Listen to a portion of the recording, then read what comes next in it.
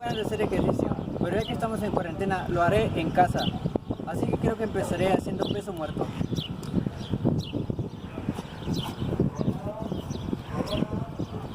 Una, dos, tres. Me frustré. Me lastimé con el tubo y con el clavo. Me está escurriendo mucha sangre. Creo que ejerceré presión. Creo que me quedará una cicatriz con esto. Me ha quedado un moretón con el golpe y una cicatriz con la raspada. Pero, ¿por qué ocurre eso? Esa es una muy buena pregunta y posiblemente te la hayas hecho con anterioridad. Pero para contestarla, debemos saber qué es la sangre. La sangre es un tejido líquido, al que puede considerarse como una variedad de tejido conectivo que circula por el aparato cardiovascular gracias al impulso que le proporciona el corazón. La sangre está compuesta por dos fracciones bien diferenciables: las células sanguíneas o elementos formes de la sangre y el plasma sanguíneo, que es la fase líquida. Ahora bien, gracias a los factores vasculares, plaquetas y factores de coagulación plasmáticos se logra la hemostasia, que es la detención de la hemorragia de un vaso sanguíneo lesionado. Los factores vasculares de la hemostasia reducen la pérdida de sangre debido a traumatismos mediante una vasoconstricción local y la compresión de los vasos lesionados por extravasación de sangre hacia los tejidos circundantes. La lesión desencadena la adhesión y activación de las plaquetas y la generación de polímeros de fibrina a partir del fibrinógeno. Las plaquetas y la fibrina se combinan para formar un coágulo. Las plaquetas son trozos diminutos de célula en forma de disco que se encuentran en la sangre y el vaso. Son fragmentos de células muy grandes de la médula ósea que se llaman megacariocitos. Ayudan a producir coágulos sanguíneos para hacer más lento el sangrado o frenarlo, y para facilitar la cicatrización de las heridas. El óxido nítrico y la prostaciclina de las células endoteliales promueven la fluidez de la sangre al impedir la éstasis plaquetaria y dilatar los vasos sanguíneos indemnes. Cuando se lesiona el endotelio vascular, estos mediadores ya no se producen. En estas condiciones, las plaquetas se adhieren a la íntima dañada y forman agregados. Y por último, los factores de coagulación plasmáticos interactúan para producir trombina, que convierte el fibrinógeno en fibrina. Los filamentos de fibrina, que se irradian del trombo hemostático y lo fijan, confieren resistencia al coágulo.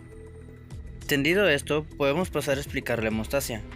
El término hemostasia significa prevención de la pérdida de sangre. Siempre que se corta o se rompe un vaso, se llega a la hemostasia por varios mecanismos. El primero es el espasmo vascular. El segundo es la formación de un tapón de plaquetas. El tercero es la formación de un coágulo sanguíneo como resultado de la coagulación sanguínea. Y el cuarto es la proliferación final de tejido fibroso en el coágulo sanguíneo para cerrar el agujero en el vaso de manera permanente. El espasmo vascular explica por qué al ejercer presión sobre tu herida se evita el sangrado.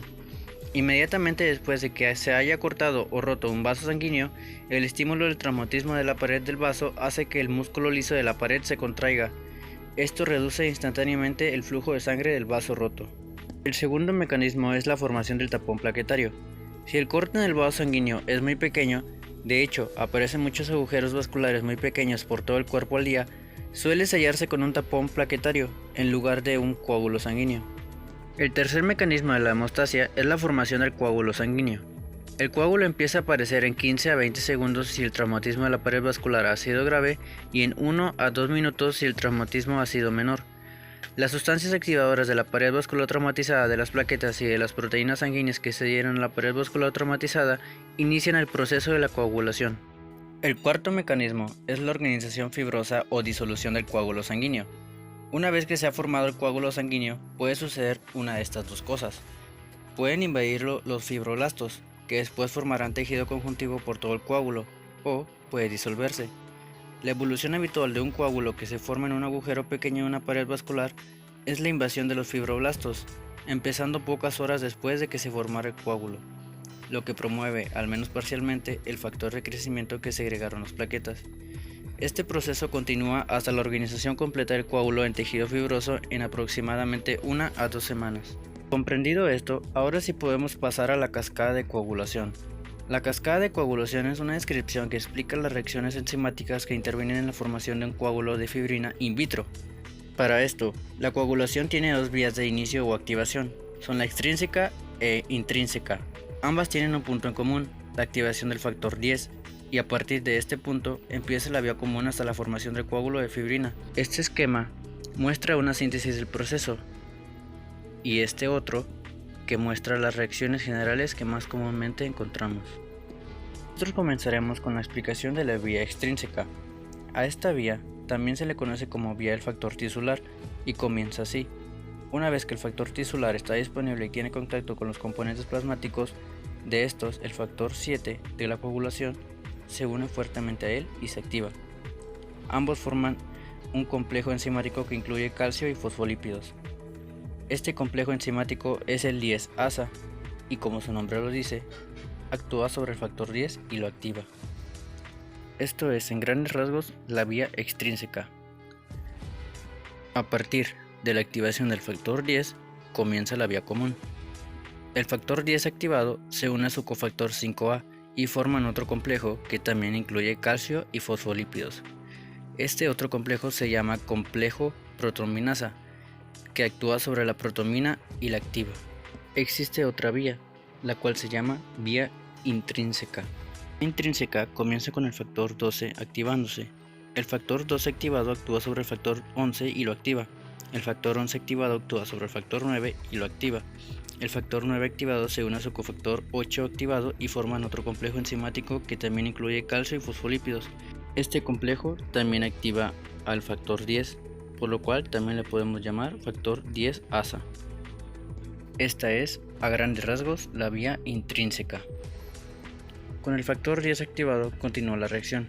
El factor 10 activado junto con el cofactor 5 activado, calcio y fosfolípidos, activan el factor 2. El factor 2 activado activa el factor 1 y finalizan la formación de coágulos de fibrina.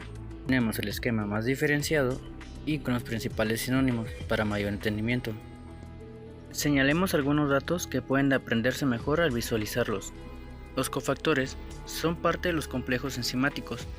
El factor tisular, el factor 8 y el factor 5 son cofactores. Estos cofactores se unen a su proteasa y estas proteasas son los dependientes de vitamina K, los cuales son el factor 7, el factor 9 y el factor 10. La protrombina no forma complejo enzimático, pero también utiliza calcio y fosfolípidos.